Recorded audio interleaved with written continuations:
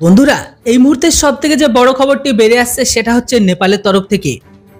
নেপালের ১০০ টাকার নোটে নতুন মানচিত্রে অন্তর্ভুক্ত ভারতের একাধিক অংশ। শুরু হয়ে গেল নতুন বিতর্ক। এবার একটি অত্যন্ত চাঞ্চল্যকর বিষয় সামনে এলো।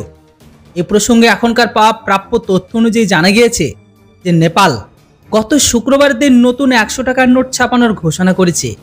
কিন্তু ওই নোটে ভারতের লিপুলেখ, লিম্পাধুরা এমনকি কালাপানি চিত্রিত একটি মানচিত্র থাকবে। ভারত ইতিমধ্যে এই এলাকাগুলিকে নেপালের কৃত্রিমভাবে সম্প্রসারিত বলে অভিহিত করেছে। মন্ত্রিসভার এই সিদ্ধান্তের বিষয়ে তথ্য দিয়ে নেপাল সরকারের মুখপাত্র এমনকি তথ্য ও যোগাযোগ মন্ত্রী রেখা শর্মা সংবাদ মাধ্যমে জানিয়েছিল যে নেপালের প্রধানমন্ত্রী পুষ্পকমল দাহাল প্রচণ্ড সভাপতিত্বে হওয়া মন্ত্রিপরিষদের বৈঠকে নেপালের নতুন মানচিত্রে ১০০ টাকার নোটে ছাপানোর সিদ্ধান্ত নেওয়া হয়েছিল, যেখানে লিপুলেখ, লিম্পায়াধুরা এমনকি কালাপানি অন্তর্ভুক্ত থাকবে। শর্মা আরও বলেছেন, গত ২৫ এপ্রিল এমনকি ২ মে আনুষ্ঠানিক মন্ত্রিসভার বৈঠকে ১০০ টাকার নোটের পুনর্ডিজাইন এমনকি ব্যাংক নোটে মুদ্রিত পূরণে মানচিত্র প্রতিস্থাপনের অনুমোদন দিয়েছে। তবে নেপালের এই সিদ্ধান্ত নিয়ে এখনও কোনো প্রতিক্রিয়া জানায়নি ভারত। উল্লেখযোগ্য এটাই, যেখানে এর আগে নেপাল একতরফাভাবে লিপুলেখ, কালাপানি এমনকি লিম্পাধুরাকে নিজেদের এলাকা হিসেবে ঘোষণা করেছিল।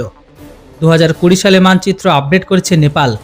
এ প্রসঙ্গে জানিয়ে রাখি, ২০২০ সালের ১৮ জুন নেপাল লিপুলেখ, কালাপানি এমনকি লিম্পাধুরার ৩টি কৌশলগতভাবে গুরুত্বপূর্ণ অঞ্চলকে অন্তর্ভুক্ত করার জন্য আর সংবিধান সংশোধন করে দেশের রাজনৈতিক মানচিত্র আপডেট করার প্রক্রিয়া সম্পূর্ণ করে।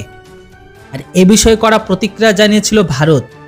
ভারত সেটিকে একতরফা কাজ বলে বর্ণনা করে বলেছিল যে নেপালের আঞ্চলিক দাবির কৃত্রিম পরিবর্ধন টেকসই নয় একদমই। তবে এখানে লিপুলেখ, কালাপানি এমনকি লিম্পাধুরার উপর ভারত নিয়ন্ত্রণ রয়েছে, এমনকি ঐতিহাসিকভাবে ৩টি এলাকায় ভারতের কাছে রয়েছে, এমনকি ভারতের ক্ষমতায় রয়েছে। ভারত নেপালের সাথে ১,৮৫০ কিলোমিটারের বেশি সীমানা ভাগ করে নিয়েছে। উত্তরপ্রদেশ, উত্তরাখণ্ড, সিকিম, পশ্চিমবঙ্গ এমনকি বিহার সহ দেশের ৫টি রাজ্য নেপালের সীমান্তের মধ্যে অবস্থিত। তবে দেখার বাকি এটাই, এর ওপর ভারত বা দিল্লির তরফ থেকে কোন রকম স্টেটমেন্ট সামনে বেরিয়ে আসে। বন্ধুরা, এবার আপনারা বলুন, এরকম প্রতিবেশী দেশ ভারতের সাথে থাকার থেকে না থাকাই ভালো? আপনাদের কি মতামত এর উপর অবশ্যই কমেন্ট বক্সে লিখে জানান।